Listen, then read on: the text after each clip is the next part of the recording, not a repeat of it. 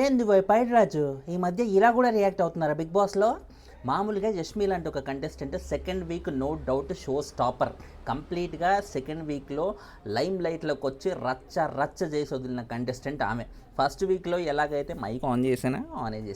First వీక్లో ఎలాగైతే సోనియా ఉంది, ఆ తర్వాత మణికంఠ, వీళ్ళిద్దరూ కంప్లీట్ ఫస్ట్ వీక్ని ఆక్యుపై చేసేసారో సెకండ్ వీక్లో యష్మి ఆ రేంజ్లో ఆక్యుపై చేసింది. అది పాజిటివా నెగిటివా పక్కన పెట్టండి. ఆమె ఎపిసోడ్ని రన్ చేయగలగడం అనేది అక్కడ మెయిన్ పాయింట్. ఆమె కోసం జనాలు ఎపిసోడ్ని చూడడం అనేది మెయిన్ పాయింట్. ఆమె కోసం ఎపిసోడ్ చూస్తున్నారంటే అభిమానంతో చూడనక్కర్లే, అట్లీస్ట్ తిట్టుకోవడానికన్నా చూస్తున్నారు కదా. ఈ వీక్ సెకండ్ వీక్లో చూడండి, యష్మి కాకుండా ఇంకా ఎవరు అంతగా బయటకు వచ్చిన పేరు ఇంకెవరిది? కోర్స్ మణికంఠ ఎలాగో తను ఫస్ట్ వీక్ ఉన్నాడు, సెకండ్ వీక్లో కూడా ఉన్నాడు, తన కంటెంట్ ఎప్పుడు కన్సిస్టెంట్గానే ఉంది. యష్మి పరంగా చూసుకుంటే మాత్రం బీభత్సమైన నెగిటివిటీ యష్మి సొంతం చేసుకుంది. ఒకేసారి లాస్ట్ సీజన్లో శోభాతో పోల్చుకునే రేంజ్లో నెగిటివిటీ అయితే తెచ్చేసుకుంది. తను మొన్న చేసిన చీఫ్ హోదాలో తను చేసిన పోకింగ్ కానీ అదంతా కానీ ఆ వెక్కిరింపులు చూసినప్పుడు ఎవరికైనా సరే ఆవేశం రాక మానదు. సో ఆ టైప్ కంటెంట్ ఇచ్చే వాళ్ళని మామూలుగా బిగ్ బాస్ కొంచెం లైట్గా అలా మేనేజ్ చేస్తూ ఉంటాడు, లైట్గా అలా అంటుంటాడు తప్ప ఎక్కువ అయితే వాళ్ళని భయపెట్టే ప్రయత్నం అయితే చేయడు. ఎందుకంటే వాళ్ళు ఆ కంటెంట్ ఇవ్వడం మానేస్తారు. ఆ కంటెంట్ ఇవ్వడం మానేస్తే మనకి టీఆర్పీ ఎలా వస్తుంది?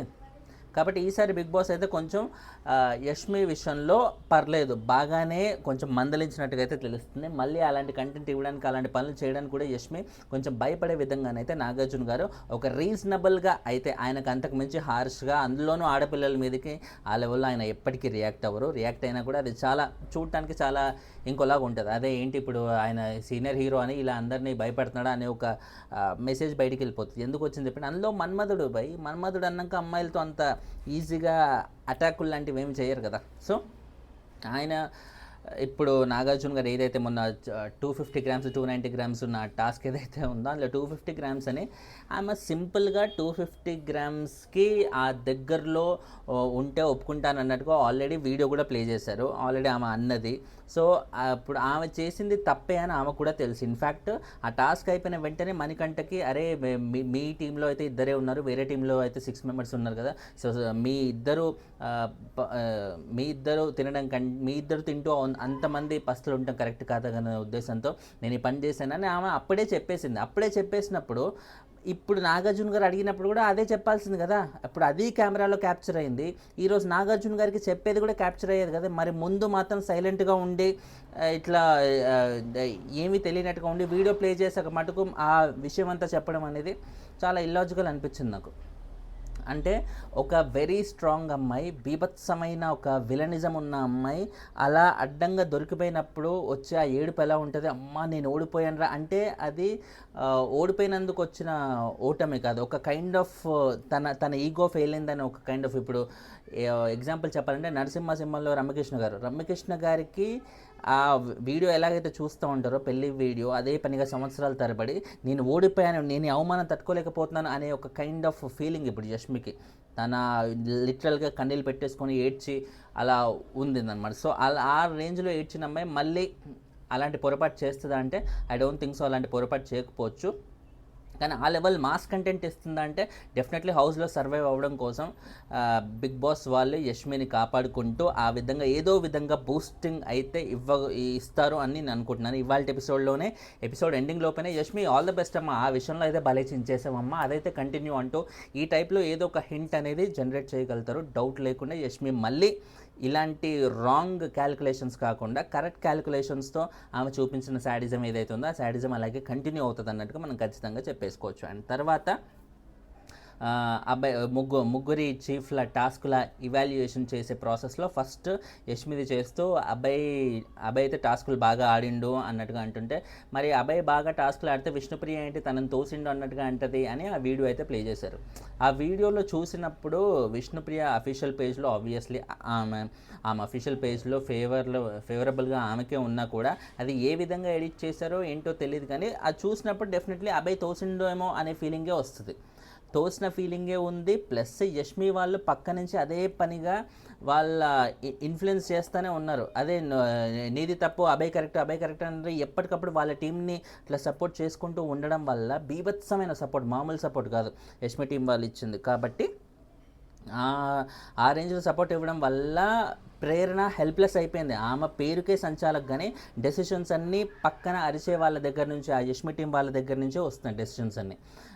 కాబట్టి ఆమె ఆల్రెడీ ప్రేరణ లాంటి ఒక అవుట్ స్పోకెన్ గర్ల్ కూడా డంప్ అయిపోయిన సందర్భం అది. అండ్ మోర్ ఓవర్ నైనిక ఇంకో చీఫ్ అయినా కూడా తన టీం మెంబర్స్ని యష్మి రేంజ్లో కాపాడలేకపోయింది. ఎందుకంటే యష్మి, పృథ్వీ, సోనియా ఆ రేంజ్లో దూకుడు స్వభావంతో ఉంటే నైనిక అప్పటికే ఏమాత్రం బేసిక్గా ఆమె అవుట్ స్పోకెన్ గర్లే కాదు, అండ్ అందుగా బయటకు వచ్చి ఇట్లా ఇట్లా ఏమంటారు ధైర్యంగా మాట్లాడే స్వభావం కాదు. అలాంటి ఒక అమ్మాయి పక్కనే ఒక ఇలాంటి డామినేటింగ్ నేచర్ని పెట్టుకొని ఎలా మాట్లాడగలదు? కాబట్టి తన వల్ల కాలేదు. కాబట్టి చాలా ఇబ్బందులు పడ్డారు నైనిక టీం వల్ల. అరే మా టీంకి చీఫ్ ఉండి కూడా లేనట్టే, అసలు ఏమేమి మాట్లాడేట్లే చేయట్లే, ఆమెకే లేనప్పుడు మాకెందుకు లేనట్టుగా వాళ్ళు కూడా డిసప్పాయింటింగ్లోనే ఉన్నారు. సో నాకు తెలిసి ఇవాళ ఎపిసోడ్లో నైనిక చీఫ్ పొజిషన్ గురించి కూడా వాళ్ళ టీం మెంబర్స్ కంప్లైంట్ చేసే అవకాశం ఉన్నట్టుగా తెలుస్తుంది. ఎందుకంటే వాళ్ళు చాలా హర్ట్ అయి ఉన్నారు, బాధపడి ఉన్న మాట అయితే వాస్తవం. అండ్ తర్వాత ఇప్పుడు డైరెక్ట్గా నాగార్జున గారు కూడా అన్నారు కదా, ఇప్పుడు యష్మి ప్రేరణ గురించి చెప్తుంటే ప్రేరణ సంచాలక్గా సరిగ్గా చేయలేదు సార్ అంటే చాలా కన్ఫ్యూజ్ అయిందంటే, ఆమె కన్ఫ్యూజ్ అయిందా మీరు చేశారా అని సింగిల్ వర్డ్ అడిగారు, అద్దరిపోయిందని చెప్పారు. లిటరల్గా ఆమెను కన్ఫ్యూజ్ చేశారు, అదే ఫ్యాక్ట్, ఓపెన్ ఫ్యాక్ట్, ఒప్పుకోవాల్సిన మాట, వాస్తవం అది. ఆమె కన్ఫ్యూజ్ చేశారు. మోర్ ఓవర్ ఆ అమ్మాయి ప్రేరణ కొంచెం యష్మికి ఫేవరబుల్గా ఉండే క్యాండిడేట్ కాబట్టి ఆబ్వియస్లీ తను కన్ఫ్యూజ్ అయినా కూడా సరే పోన్లే నా ఫ్రెండ్కి మేలే జరిగింది కదా అని ఒక సాటిస్ఫాక్షన్ ఆమెకు అనమాట. సో ఓవరాల్గా అలా రచ్చ త్రూ అవుట్ అయిపోయింది. అండ్ తర్వాత పృథ్వీ గురించి కూడా చెప్తూ టాస్కుల్లో ఈయన చాలా 100% ఇచ్చేస్తాడు సార్ అన్నట్టుగా చెప్తుంటే నాగార్జున గారు ఏమంటే టాస్కులు ఓకే కానీ ఆడేటప్పుడు వర్డ్స్ అనేవి వాడుతున్నావు, కొంచెం చూసుకో బాబు అన్నట్టుగా చెప్పారు. వర్డ్స్ డెఫినెట్లీ బిగ్ బాస్ అనే షో ఓన్లీ యంగేజ్ వాళ్ళే కాదు కదా, అందర్ ఏజ్ వాళ్ళ ఫ్యామిలీ మెంబర్స్ కూడా చూస్తారు కాబట్టి డెఫినెట్లీ ఇలాంటి వర్డ్స్ యూస్ చేస్తున్నప్పుడు కొంచెం జాగ్రత్తగా ఉండాల్సిన అవసరం అయితే ఉంది. పృథ్వీ అసలు ఫస్ట్ వీక్లో అసలు ఈ క్యాండిడేట్ ఉన్నాడా హౌస్లో అన్నట్టుగా ఉన్నారు. బట్ ఎప్పుడైతే ఈ చీఫ్స్ పొజిషన్స్లో యష్మి టీంలోకి చేరి తను ఇట్లా ఈ టాస్క్లు ఆడడం మొదలు పెట్టాడో కంప్లీట్ ఫిజికల్ అవ్వడం వలన తన పేరు అనేది పెద్దగా బయటికి వచ్చిందనమాట. సో పృథ్వీకి ఇప్పుడు తను రావడంతోనే ఒక నెగిటివ్గానే ప్రొజెక్ట్ అవుతుంది తప్ప పాజిటివిటీ అనేది లేదు. సో స్టార్టింగ్ నెగిటివ్ ఉంటే ఫ్యూచర్లో ఏమైనా పాజిటివ్ అవుతుందా? లెట్స్ వెయిట్ అండ్ సీ రానున్న రోజుల్లో. యష్మి టీంలో ఉన్నంత వరకు మాత్రం I don't think so. But ఇప్పుడు నాగార్జున గారి క్లాస్ పీకాక అంటే ఏమైనా మారే అవకాశం ఉందా అనేది చూడాల్సిన అవసరం అయితే ఉంది. అండ్ తర్వాత యష్మి ఏదైతే 250 గ్రామ్స్ 290 గ్రామ్స్ ఉందో దాంట్లో యష్మి అసలు క్లారిటీగా చెప్పాల్సింది, అలా కాదు నేను అందుకే అలా అన్నాను, లేకపోతే నా ఉద్దేశం కాదు, అంతమందిని పస్తులు ఉంచడం కరెక్ట్ కాదనే ఉద్దేశంతోనే వీళ్ళిద్దరు ఓడిపోతేనే బాగుండు, వేరే టీం వాళ్ళే గెలవాలన్నట్టుగా నేను స్వచ్ఛందంగా కోరుకున్నాను అన్నట్టుగా తను ఓపెన్గా చెప్పేసింది. అలా ఓపెన్గా ముందే చెప్పేసి ఉంటే బాగుండు. బట్ ఇప్పుడు అనవసరంగా అది కాదు అన్నట్టుగా బుకాయించడం మొదలుపెట్టి ఎప్పుడైనా సరే ఒక తప్పు చేస్తే ఒప్పేసుకోవాలంతే. అది ఒప్పేసుకోకుండా బుకాయించడం మొదలు పెడితే 1 అయ్యేది 2 అవుతుంది. సో ఇప్పుడు యష్మి విషయంలో అదే జరిగిందనమాట. సో నాగార్జున గారు ఇది ఎంత స్మూత్గా హ్యాండిల్ చేస్తారో, అది ఏ విధంగా హ్యాండిల్ చేస్తారో, డెఫినెట్లీ యష్మి విషయంలో చాలా స్ట్రిక్ట్గా అయితే వెళ్ళరనే నేను అనుకుంటాను. ఎందుకంటే చాలా స్ట్రిక్ట్గా వెళ్తే తను ఇలాంటి కంటెంట్ ఇవ్వడం మానేసి ఇంకా షోకి టీఆర్పీ ఉండదు. ఆల్రెడీ ఎంతో బీభత్సమైన కంటెంట్ ఇచ్చే సోనియా ఆల్రెడీ డల్ అయిపోయింది. ఫస్ట్ వీక్లో ఉన్న సోనియా సెకండ్ వీక్లో అసలు ఎక్కడ ఆమె కంటెంట్ లేదు, ఆమె అగ్రెషన్ లేదు, ఏమీ లేదు. ఎవరు పడితే వాళ్ళు ఫుల్గా హైలైట్ అయిపోయారు. సోనియా సైలెంట్ అయిందనే ఈ గ్యాప్లో ఎంతమంది హైలైట్ అయ్యారు చూడండి. అటు యష్మి, పృథ్వీ, నిఖిల్, సైలెంట్గా ఉన్న నిఖిల్ అండ్ వీళ్ళందరూ బ్యాక్ టు బ్యాక్ కంటెంట్ ఇస్తూనే ఉన్నారన్నమాట, విష్ణుప్రియ లాంటి వాళ్ళు కానీ.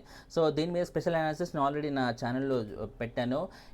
ఏంది యష్మి అండ్ ఒక టైగర్ కూడా ఉంటుంది థంబ్నెయిల్ మీద, వీడియో చూడండి. ఇదే వీడియోలో ఇక్కడ పెట్టేస్తాను. Thanks lot for watching. ఛానల్ని సబ్స్క్రైబ్ చేసుకోండి. లైకులు కొడతామంటే వీడియోలు ఎక్కువ మందికి కనిపిస్తాయి. దయచేసి లైకులు మాత్రం మిస్ చేయకండి, అదొక్కటే మిమ్మల్ని అడుగుతున్నాను. దయచేసి ప్లీజ్ డూ లైక్. బాయ్.